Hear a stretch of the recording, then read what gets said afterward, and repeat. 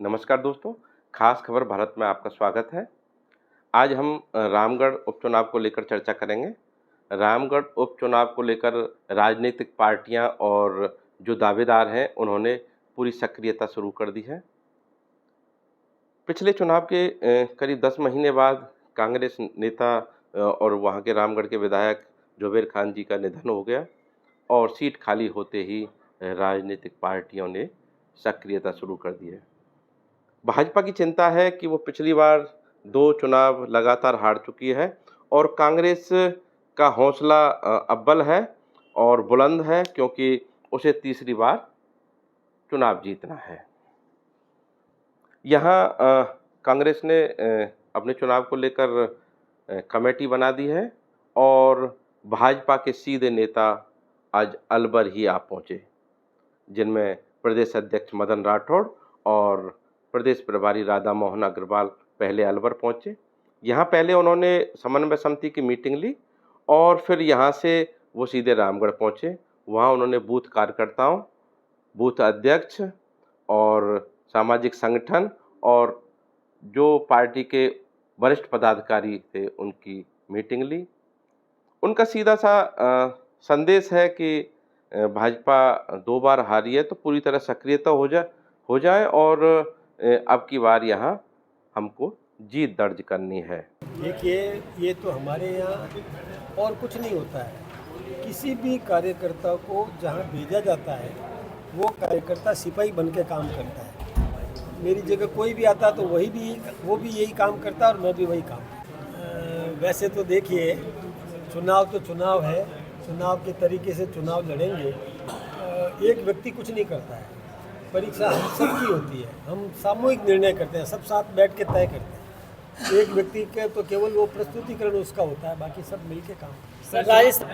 आपका बेटा कितना ही नंबर लाए फिर भी आप कहोगे बहुत कम लाया है, यही होता है। और मेहनत कर और अच्छे नंबर ला, यही भाव होता है, परिवार का भाव है हमारे में। रामगढ़ में हमेशा सिंपैथी भारी रही है, तो इस बार पार्टी क्या तोड़ लाएगी इसकी?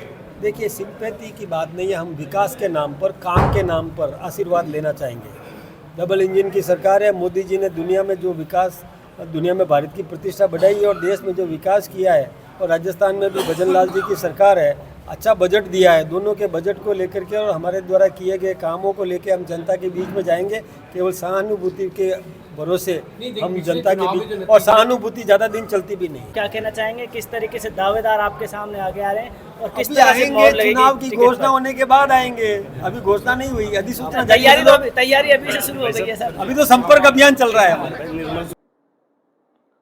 क्योंकि अगर हम पिछले 2 मुकाबलों का हाल देखें तो पिछले 2 मुकाबलों में पिछली बार भाजपा के टिकट पर सुखवंत सिंह कांग्रेस की साफिया खान से हारे थे और 2023 की बात करें तो जुबेर खान ने भाजपा के जय आहूजा को तीसरे नंबर पर पहुंचा दिया और उनकी जमानत जब्त हो गई।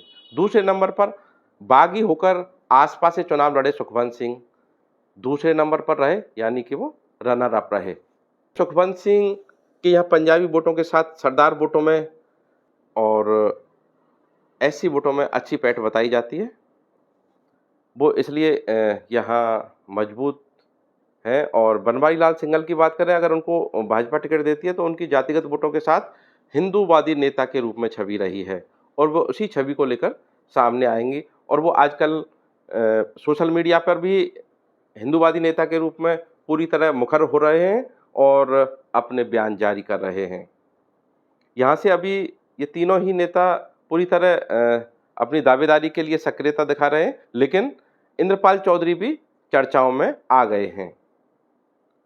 हालांकि यहाँ दावेदारों की लंबी लिस्ट हो सकती है, लेकिन पिछले चुनाव में भी यहाँ लंबी लिस्ट थी और जय आहूजा टिकट में बाजी मार गए थे। हालात ये हैं, हम आपको पुराना इतिहास दिखाएं।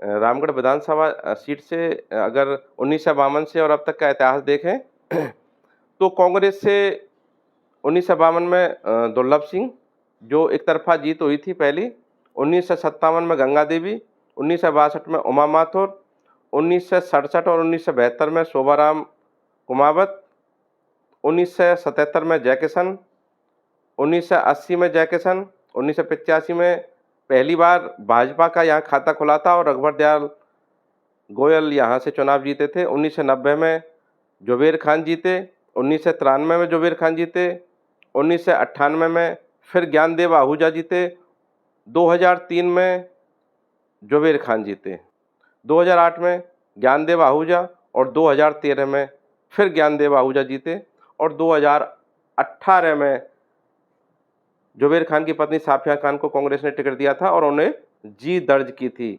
और उन्होंने सुखवंत सिंह को हराया था। सुखवंत सिंह भाजपा के टिकट पर लड़े थे और 2023 में जब कांग्रेस ने जुबेर खान को टिकट दिया, हालांकि वो पहले से ही बीमार थे, लेकिन उनको आधार बना के उन्होंने चुनाव लड़ा, तो भाजपा ने जय आहूजा को टिकट दिया और सुखवंत सिंह को किनारे कर दिया। लेकिन सुखवंत सिंह ने पूरी तैयारी की थी, तो वे आसपा के टिकट पर बागी होकर चुनाव लड़े और दूसरे नंबर पर रहे। यह यहाँ का सीधा सीधा राजनीतिक गणित है। यहाँ का इतिहास भी काफ़ी रोचक रहा है। यहाँ कई बार सीधे और कई बार त्रिकोणीय मुकाबले रहे हैं और हालांकि पहले चुनाव में यहाँ एक तरफा सी जीत रही है, लेकिन जब से ज्ञानदेव आहूजा यहाँ टिकट लेके आए थे और मजदूर नेता थे, प्रांत के मजदूर नेता थे और उन्होंने टिकट लिया, तो फिर उनकी छवि एकदम यहाँ मजदूर नेता के रूप में उभर कर सामने आई और उन्होंने सीधा ही चुनाव में मुकाबला हरा दिया। लेकिन अब यहाँ पिछली 2 बार से जब कांग्रेस सीधी मुकाबले में अपनी जीत दर्ज कर रही है, तो फिर अब यहाँ भाजपा को ले संशय में है और इसीलिए वहाँ भाजपा के नेता यहाँ आए हैं और भाजपा के नेताओं ने सीधा सीधा संदेश कार्यकर्ताओं को दिया है, पूरी तरह सक्रिय हो जाएं, कहीं ऐसा ना हो कि हम तीसरी बाजी भी हार जाएं। राजकुमार जैन, खास खबर, भारत से।